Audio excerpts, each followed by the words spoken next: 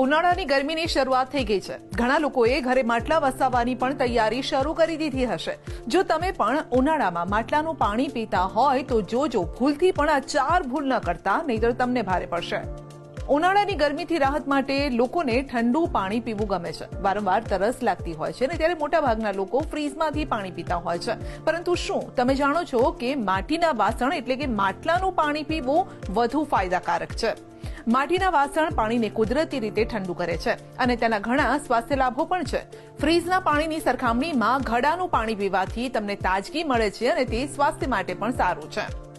માટલામાં ભરેલું પાણી કુદરતી રીતે ઠંડક આપે છે અને શરીરમાં ઇલેક્ટ્રોલાઇટની ઉણપને દૂર કરીને પાચન ક્રિયા સુધારે છે. આ ઉપરાંત માટલાનું પાણી પાણીમાંથી ગંદકી અને ઝેરી તત્વોને દૂર કરીને વોટર પ્યુરિફાયરનું કામ કરે છે.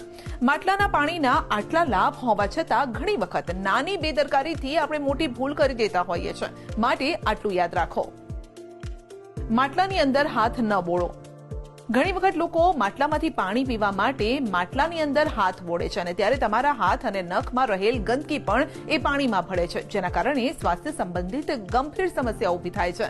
આવા સમયે ડોયાનો ઉપયોગ કરો. આ ઉપરાંત હાલ તો નળવાળા માટલા પણ બજારમાં આવી ગયા છે, તે પણ તમે વાપરી શકો છો.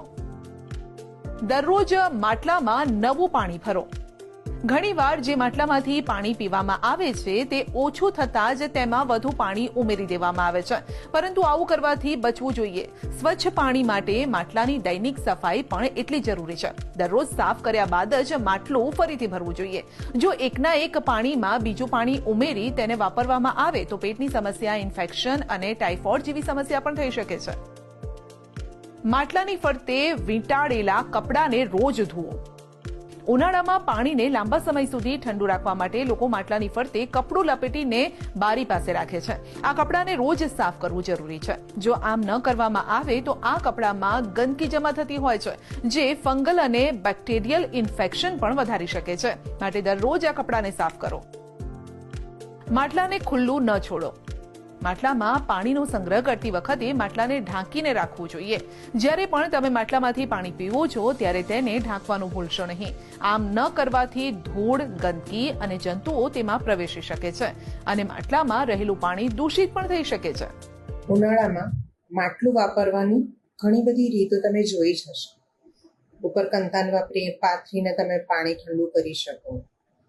એની ઉપર તમે ફટકડીનું પાણી ફેરવીને એને વધારે ઠંડુ કરી શકો, અથવા તો નવું માટલું લાવીને એને ઠંડુ કરી શકો. જેમ કે બહુ સામાન્ય વસ્તુ કે તમે માટલું ખરીદો છો તો માટલાને નળવાળું ખરીદો. ઘણી વખત એવું થાય કે પ્લાસ્ટિકનો નળ હોવાથી એ સાફ નથી થતો. માટે શક્ય હોય તો જૂના જમાનામાં જેમ આપણે ડોયાથી પાણી લેતા હતા, એવું ડોયાવાળું પાણી તમે પી શકો. તમે હાથ એમાં ન નાખો. તમે માટલું વીછળો છો ત્યારે પહેલા હાથ ધુવો, પછી માટલું વીછળો. માટલાના ઢાંકણ ઉપર અથવા તો માટલાની બહાર ક્યાંય પણ લીલ ન જામી જાય એનું ખાસ ધ્યાન રાખો. રોજે માટલું એટલું સરસ રીતે વીછળાવવું જ જોઈએ કે જેથી કરીને અંદર ચીકાશ અથવા તો કોઈ પણ પ્રકારની લીલ ન જામે અથવા તો કોઈ બેક્ટેરિયા ડેવલપ ન થાય. માટલાની આજુબાજુનો ભાગ કોરો રાખો. શક્ય હોય ત્યાં સુધી ત્યાં નીચે પોતું કે કોઈ પણ એવું ભીનું કપડું મૂકી દો કે જે પાણી શોષી લે ઝડપથી. જો કે આજકાલ પ્રિન્ટેડ માટલાઓ પણ લોકોમાં ખૂબ જ પસંદ કરવામાં આવી રહ્યા છે. જો કે આવા વાસણો આકર્ષક લાગે છે, પરંતુ સ્વાસ્થ્યને નુકસાન પહોંચાડે છે. અંદરથી કોટિંગ હોય તેવા વાસણો ન લો. હંમેશા બજારમાંથી પરંપરાગત માટલા જ ખરીદો અને તેને ઉપયોગમાં લો.